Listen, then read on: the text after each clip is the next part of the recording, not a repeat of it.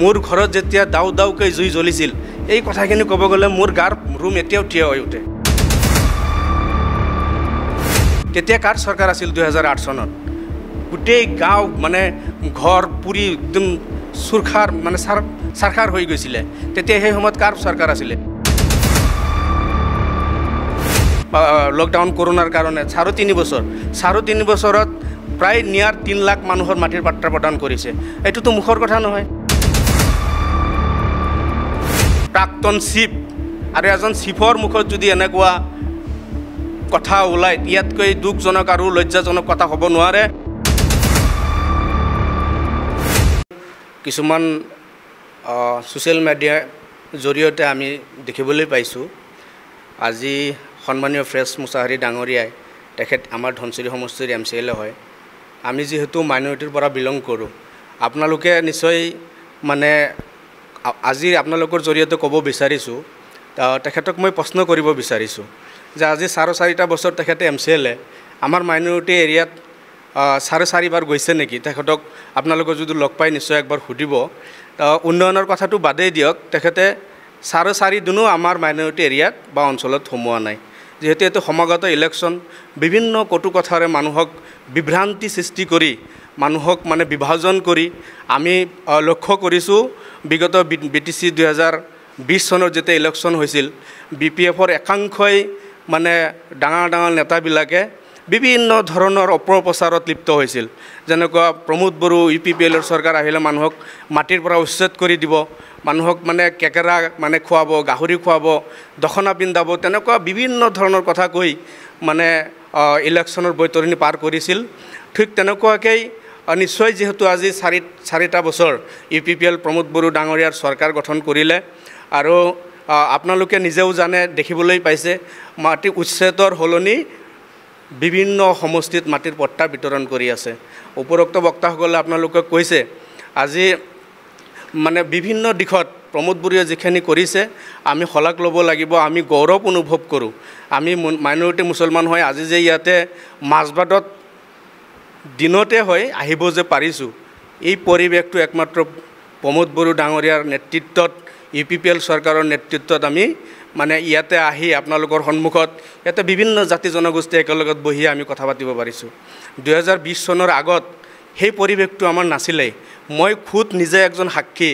মোৰ ঘৰত যেতিয়া দাউ দাউকৈ জুই জ্বলিছিল এই কথাখিনি ক'ব গ'লে মোৰ গাৰ ৰুম এতিয়াও থিয় হৈ উঠে।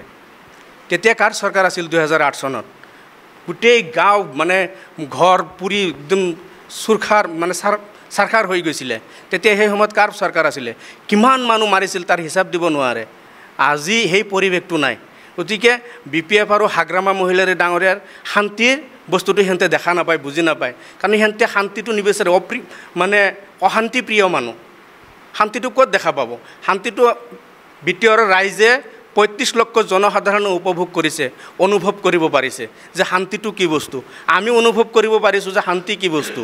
আজি ইয়াতে আমি ৰৌতাৰ পৰা আজি মাজবাট আহিছোঁ, আহি ইয়াতে বিভিন্ন জাতি জনগোষ্ঠীৰ লগত বহি আমি বড়ো, মুছলিম, ইয়াতে আদিবাসী, ইয়াতে অসমীয়া, নেপালী সকলো জাতি জনগোষ্ঠী আমি একেলগত বহি আমি এসাঁজ চাহ খাব পাৰোঁ, কথা ক'ব পাৰোঁ, আমি ঘূৰিব পাৰোঁ।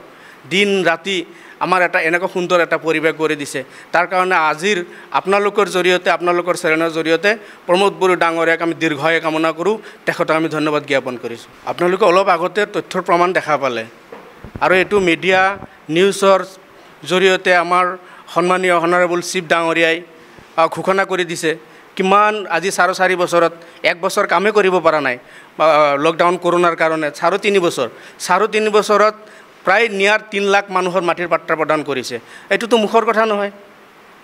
এইটো বৈষম্যতি 1 বৈষম্যতি 2 গুগলত চাৰ্চ কৰিলেই পাব কিমান মানুহৰ মাটিৰ সমস্যা সমাধান হৈছে। 2020 চনৰ আগতো মাটিৰ খাজনা পাতিও বন্ধ কৰা আছিলে। তেতিয়া কাৰ চৰকাৰ আছিল? তেতিয়াতো মাটিৰ খাজনাও দিব পৰা নাই আমি। মই নিজেই এজন খুদ সাক্ষী। মোৰ মানে ককাৰ মাটি আমাৰ নামত মানে দেউতাৰ নামত ট্ৰান্সফাৰ কৰিব পৰা নাছিলোঁ। এতিয়া এই চৰকাৰ অহাৰ পিছত আমাৰ ককাৰ মাটিখিনি আমাৰ নামত ট্ৰান্সফাৰ কৰিছোঁ। এইটো মাটিৰ পট্টা নহ'লেওতো মাটিৰ কামখিনি আমি কৰিব পাৰিছোঁ। সেইটোতো আপোনালোকৰ দিনত নাছিলে। মই চিম্পুল এটা উদাহৰণ দি আপোনালোকক কৈছোঁ, সিহঁতৰ বিৰোধী হিচাপে বিভিন্ন ধৰণৰ কথা বতৰা সিহঁতৰ নিজৰ ভাষাৰ মানে ভাৰসাম্য হেৰাই পেলাইছে। সিদিনা আমি মোবাইলত দেখা পাইছোঁ হাগ্ৰামা মহিলাৰী ডাঙৰীয়া নিজৰ ৱাৰ্কাৰক কৈ আছে জিকাব পাৰিলে মানে আৰ নাই আৰু যদি হাৰি যায় তেতিয়াহ'লে চেণ্ডেলৰ মালা। একজন BTCৰ 17 বছৰ তেখেতে শাসন কৰা এজন প্ৰাক্তন চিফ আৰু এজন চিফৰ মুখত যদি এনেকুৱা কথা ওলায়, ইয়াতকৈ দুখজনক আৰু লজ্জাজনক কথা হ'ব নোৱাৰে।